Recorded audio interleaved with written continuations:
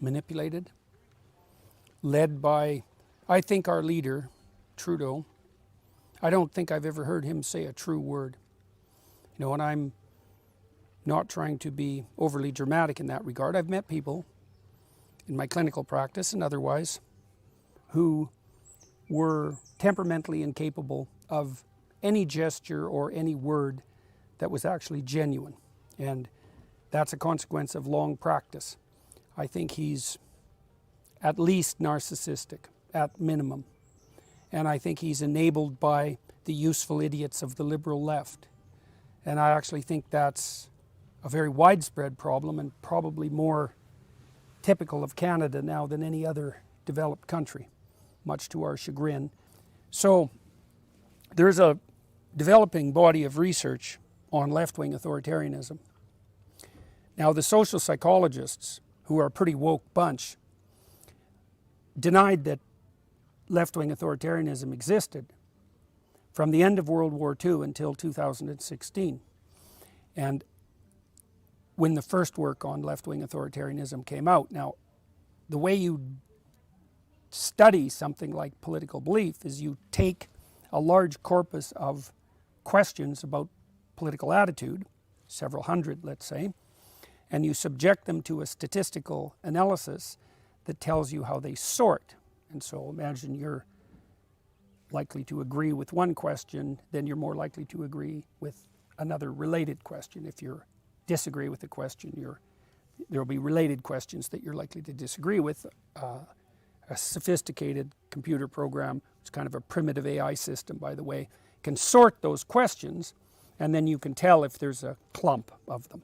And at the time, 2016, the idea that there was such a thing as a politically correct corpus of beliefs was derided as a right-wing conspiracy, so we decided to test that. And it was clear that you could identify a group of beliefs that were progressive, let's say, but then you could identify a variant of that that combined hypothetically progressive goals with authoritarianism, which was really the willingness to use fear and power and compulsion to force. So then there's an alliance, let's say, between compassion and force, and that makes you a left-wing authoritarian. Now, we looked at what predicted whether or not you would be a left-wing authoritarian, and we found that the biggest predictor was low verbal intelligence. Right, and it was a walloping predictor. It was more associated with left-wing authoritarianism than it was with academic performance. And those are basically the same thing, right? General cognitive ability and academic performance. So to find a relationship that was even more powerful was quite the shock. So when you ask yourself, how can people be clueless enough to buy the politically correct line, the answer is, well, they're not very sophisticated verbally. And so if you offer them a solution that's a one-stop fits all solution, it's all power, then they buy that because it's a comprehensive explanation for the world. There's a self-serving aspect to it, and they have no capacity for critical thought. The second best predictor was being female. The third best predictor was having a feminine temperament, independent of whether you were male or female. And the next best predictor was having ever taken a course that was explicitly politically correct in its aims.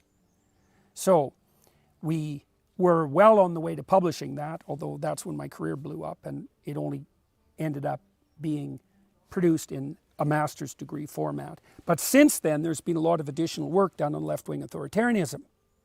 And so people have been looking at the relationship between left-wing authoritarianism and something called the dark first triad and then tetrad. Okay, so in British Columbia, there was a professor named Robert Hare, and Hare studied criminal psychopaths. He was really the first person to define psychopathy psychometrically. Predatory parasite is what a psychopath is, someone who will take what you have and will live off you if they can. That's a predatory parasite. And he studied the serious ones, the ones that were in prison, and hundreds of them. And then his students started to study subclinical psychopathy, so the same traits at a lower level in the general population. And there are different disciplines and industries that attract people with a more psychopathic bent. Media, politics, entertainment, medicine, possibly, especially surgery. We'll get back to that. And they found that subclinical psychopathy manifested itself in three manners. narcissism, so that's the desire for unearned social status, right, and the desire for constant attention. Machiavellianism, so if you're talking to a Machiavellian, all he's ever trying to figure out is what he can get from you and will craft his words accordingly, right? He used words instrumentally. And psychopathy, which we already touched on. And then, as a consequence of further analysis, the researchers ended up adding sadism to that because those three weren't bad enough. And so sadism is positive delight in the suffering of others. And lulz culture online, LOL culture, lulz culture, that's a manifestation of sadism, right? And we know too, the researchers who have been investigating this area have shown that the real online troll demon types are very high in the dark tetrad traits, so they're enabled online. Anyways, the relationship between dark tetrad personality traits and left-wing authoritarianism is so high that they're probably indistinguishable on the measurement front. And so what that means is that all this nonsense about compassion is the manipulations of snakes pulling in the useful idiots who perhaps are genuinely compassionate to, what would you say, to further their unbelievably narrowly self-centered and destructive agenda. And that's Canada in a nutshell. And Canadians are shocked by this, you know, because they're shocked into disbelief, I would say, because for 175 years or thereabouts, well, let's say since Confederation, we won't go back any farther than that, was 1867, 150 years, our institutions were reliable, derived as they were from Great Britain, which produced reliable institutions for all sorts of miraculous reasons. You could trust the political parties. The Socialists were a Labour Party. The Conservatives were a party of big business. The Liberals kind of played both ends against the middle and were centrists, and they were usually in power. And all things considered, that didn't work out too badly. You know, when we got tired of them, we could elect the Conservatives, which happened now and then federally, or the Socialists or the Conservatives, which happened fairly regularly provincially, and the whole damn country functioned well. The education system worked, the higher education systems were, you know, we don't have Harvard or Stanford, but all our universities were pretty damn good. No duds in the lot, really. Canada was a very stable, middle-class country with reliable institutions, and the media as well. Even CBC, the Canadian Broadcasting Corporation, when I grew up, it was fundamentally trustworthy, probably tilted somewhat to the left insofar as things were tilted towards the left, say in the 70s and so on, but you could assume that the journalists at CBC were journalists, not propagandists. And it was the same with, we had CTV, which was the main private competitor, and the same thing obtained there. And that's all. To say that's gone is to say almost nothing. Canadians have no idea what to do with that. Well, let's talk about what's happened to Canadian society, Canadian identity, and this reworking of the idea of what Canada is as a country, and particularly when you look at its history and its links with its colonial past. Trudeau and others are very much trying to detach Canada from that colonial British history and that British sense of identity, I suppose. Yeah, that's what he says he's doing. You see, the thing about him and his minions is I don't trust them at all. I think that what Trudeau is doing is testing his fingers in the wind constantly to see where the easiest moral advantage can be obtained and then driving down that direction as fast as he possibly can. I don't believe for a second that he has any such thing as principles. It doesn't look, because I don't think anybody who lies with every single word and gesture ever has principles. And I know, for example, this was definitely true during the pandemic. And this was true not only of the Liberals, Trudeau's party, but also of the Conservatives and the Socialists, is that during the pandemic, all our politicians did nothing but sample opinion poll constantly and then derive policy as a consequence of sampling the very people that they frightened with their propagandistic idiocy, and then produce policy and then pretend as an outright complete bloody lie that it was the science leading it. And that's how Trudeau governs in relationship to everything. He looks for the easiest moral advantage. We're saving the planet. It's like, yeah, I don't think so, buddy. It's not an easy thing to do to save the planet. And what are we going to do? We're going to go down Germany, the route of Germany, where electricity is now unreliable, super expensive, and 10 times as polluting in terms of carbon output per unit of electricity than France. That'll be Canada's destiny. We're slaughtering our fossil fuel industry, which basically means we're just handing it over to the Chinese, you know, the whole fossil fuel enterprise. I'm sure they're just laughing up their sleeves at our complete bloody idiocy. Yeah. So, hypothetically, Trudeau is trying to tip us away from our colonial past, but I don't believe any of this is political. I think that he's a narcissistic dark tetrad type, and he'll use whatever machinations, him and Stephen Guilbeault, that bloody minister hypothetically responsible for energy and the environment, to the degree they overlap. He's such a bloody poser. And so Canadians have no idea what Trudeau is and don't want to know. So it seems that what's unique to Canada in a way is Trudeau himself as a leader compared to other Western nations, because you could look at the COVID lockdowns or wokeism or whatever, and they apply to lots of Western countries, Yeah. to most Western countries. But what I'm interested in, I suppose, is what is it about Canada itself that Canada has gone so far to the left? And maybe you disagree that Canada is an outlier compared to other Western nations. You can explain No, that. I think we've gone further down the woke road than any other place, except perhaps for California. I think part of the reason for that is that we were an early adopter of the doctrines of group rights. So back in the 1980s, Canada has almost split apart twice in recent years, and very, very close. There were 2 referenda, and both of them, to call the results marginal is to say almost nothing. It was fractions of a percent that kept the country together. And in the 1980s, Trudeau's father, who was also quite the piece of work, repatriated, so to speak, our Constitution. And I suppose that was in part because the French, the Francophones, so to speak, weren't very happy that we were still, in some ways, governed by Great Britain, although as far as I'm concerned, that was a perfectly good deal, especially compared to the alternative. And so we tried to bring the Constitution back and did so, and produced a new Charter of Rights and a new Constitution, and bent ourselves into knots trying to get Quebec to sign, and in doing so weaken the structural foundations of the Constitution and the Charter of Rights to a degree that really, I think, makes them not worth the paper they're written on, and in a failed attempt to actually bring Quebec back into the fold. But in doing so, we also agreed that groups had rights. The Francophones had rights, the Indigenous people as a group had rights, the Anglophones had rights.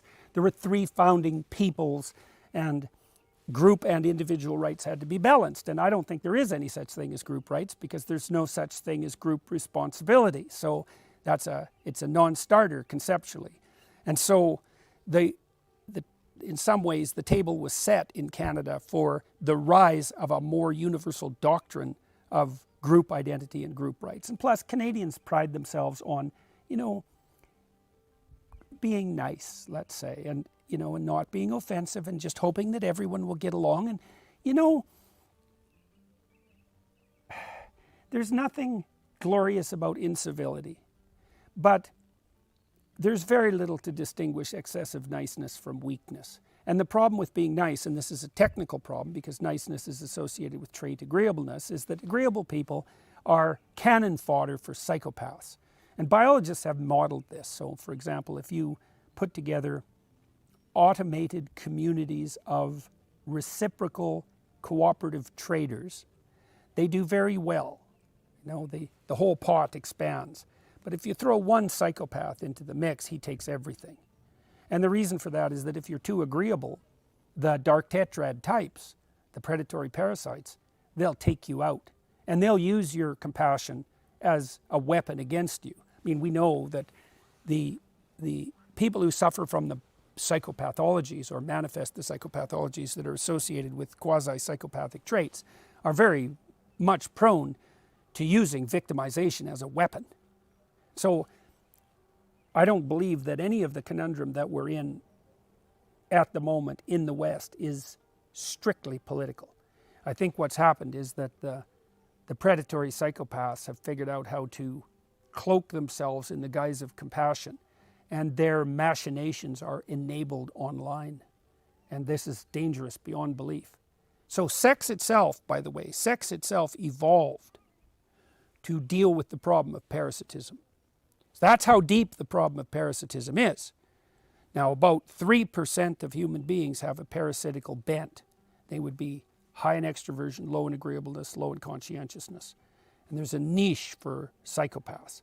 And the niche is, especially for psychopathic men, is psychopathic men mimic confidence. So they look competent, and they can fool young women. And that's how they propagate themselves. But in generally speaking, the psychopaths never increase in number beyond about 3 to 5% of the population, stable cross-culturally. So if the psychopath prevalence falls to 1%, everybody forgets about them, everybody starts being nice, and then the psychopaths can start to flourish. But once they get up to about 5%, everybody thinks, uh-oh, the snakes have come back, and they start to beat them back, and so it stabilizes at about 3%. So there's a niche there, an evolutionary niche. Now, the danger in that is that now and then the psychopaths get the upper hand. That's what happened in the Russian Revolution, for example. Very small percentage of the population who come together and are then, for one reason or another, enabled in a manner that enables them to circumvent our normal evolutionarily prepared responses to psychopathic predation. They can take down the whole society. And the problem we have, this is a deadly serious problem, is that there is no punishment for psychopaths online. They can do whatever the hell they want. And this could easily take us out. 35% of net traffic is pornography. And then how much of it do you think is outright criminality? I don't know an old person in Canada, I think this is true across the West, who hasn't been targeted by online criminals. They have databases on everyone old. They know where their bank accounts are. They're targeted constantly. And so there's immense criminal activity on the web, international in scope, including child slavery, trade, and all that sort of, absolute bloody atrocity. And then there's the subclinical troll types who do nothing but cause trouble and raise havoc, while they're enabled by the idiot social media companies who allow them their, what would you say, their scot-free psychopathic anonymity. And this is not good. It's seriously not good. One other area where Canada perhaps shows itself to be unique in the West in terms of issues of morality are these new laws around assisted dying, what they call euphemistically MAID. Oh yeah.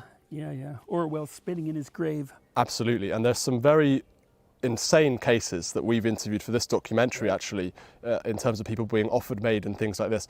So do you think that in a Christian nation this would happen? And has Canada become the first real post-Christian nation? Well, we're not as post-Christian as you can get. But yes, I would say in the West, are we the first one? We're certainly in the front runners. And no, I don't think it would happen in a truly Christian society. And I think Christianity and Judaism, for that matter, and in all likelihood Islam, is actually a bulwark against such things. Because at least you start with the metaphysical presumption, at least in the Judeo-Christian corpus, that there's some, each person carries with them a spark of the divine that the state has no right to interfere with in the least. Quite the contrary, must be respectful of continually. And independent of that, I also think that if you're the sort of fool who thinks that the government should have the power to aid people in their own death, well, you've got a lot of thinking to do, buddy, because why would you presume that the government is trustworthy enough to do that? I'm an opponent of capital punishment, not because I don't think there are crimes that are sufficiently heinous to deserve death, because there certainly are. And if you don't know that, you don't know anything about crime, that's for sure. There's lots of serial sexual killers who begged for the death penalty because they couldn't even bear the weight of their own conscience. So even by their own judgment, they didn't deserve to live. But I don't think the state should ever have that power. And then now we're giving the state that power, well, on compassionate grounds. So we spoke to a clinician who is involved in the MAID process, who's very much in favour of this assisted dying. Yeah. Before the MAID laws were passed, she worked in an abortion clinic.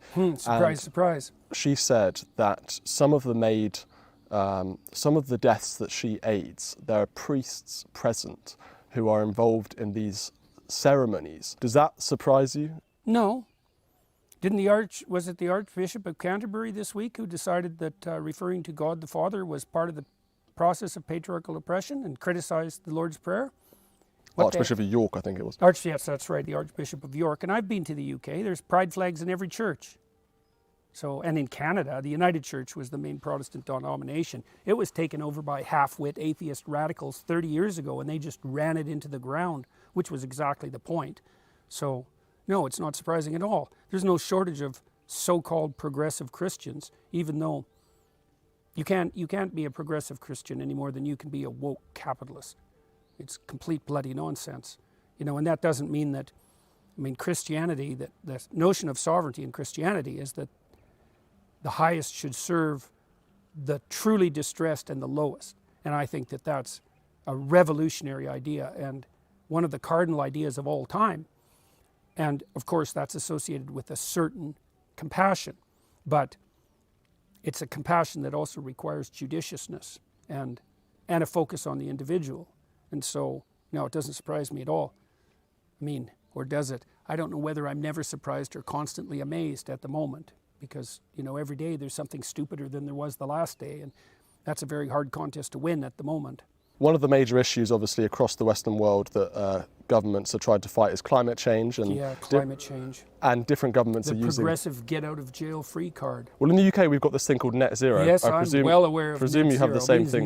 Net zero means zero for the peasants. That's what it means. What's going on in Canada? Well, here's a cardinal example. First of all, we have a province in Canada, Alberta, which has the third largest fossil fuel reserves in the world, and we're very good at utilizing them, let's say. They're rather dirty in some ways on the environmental front, but that's life, you might say. And our country, and certainly that province, could be rich at the level of Norway with any degree of reasonable management whatsoever, and I think that's true for the whole country. Quebec itself has enough natural gas to provision itself for 200 years, and they won't touch it for reasons that are so diluted that it defies comprehension. The Chancellor of Germany, who was a socialist, and that's relevant given that hypothetically he's in Trudeau's camp, came to Canada less than a year ago, cap in hand, because the Germans were desperate because they've been following idiot green policies for far too long. And Trudeau said, well, we can't make a business case for shipping you liquid natural gas. Well, and the reason for that is he made it impossible for anybody to make a business case to do that, even though the Germans were prepared to offer tens of billions of dollars to us on unbelievably favorable terms that were very long-term in scope. And so we turned away one of our greatest allies in the West, left them in the hands of the bloody Russians and the Qataris so that our idiot prime minister could virtue signal pointlessly about destroying the fossil fuel industry in a manner that will make Canada poor and help the world not one bit. Right, and then the Prime Minister of Japan came and asked for the same thing and got exactly the same treatment. And so now Alberta is landlocked, unfortunately, and it's next to a province, the province British Columbia, and British Columbia is a coastal province, and it tends to be woke and socialist, partly because it has Vancouver attached to it. And so Alberta can't get its fossil fuel resources out to the world on the west coast. And so that's a complete bloody catastrophe. And the new premier there, Danielle Smith, she's going to end up essentially going to war with Trudeau. It's enough to break up the whole damn country as far as I'm concerned. And there's an irritable part of me that thinks that would be for the best. So what we're doing in Canada on the energy front is utterly insane. It's utterly insane. And why do I say that? Well, I say that not least because I saw what happened to Germany. If the Greens would have managed to increase the price of electricity but maintain its reliability and cut the pollution associated with its production, that would be one thing. But what they did instead was make it so expensive that even electric battery manufacturers can no longer afford to operate in Germany. They made it utterly unreliable. They killed off their nuclear industry, which was, to call that insane is to barely scrape the surface. They made it much more expensive, and it's way more polluting than it used to be because now they rely on burning lignite. So how in the world, unless you're aiming at disruption, which I do believe is what the psychopaths on the green side are aiming at, by the way, unless you're aiming at disruption and impoverishment and mass misery, every single bit of that reeks of failure by the criteria of the people who put the policies in place. And we're running down that road as fast as we can in Canada so that Trudeau can pretend that he is what? A paragon of moral virtue and keep up his grip on whatever the hell he regards as power.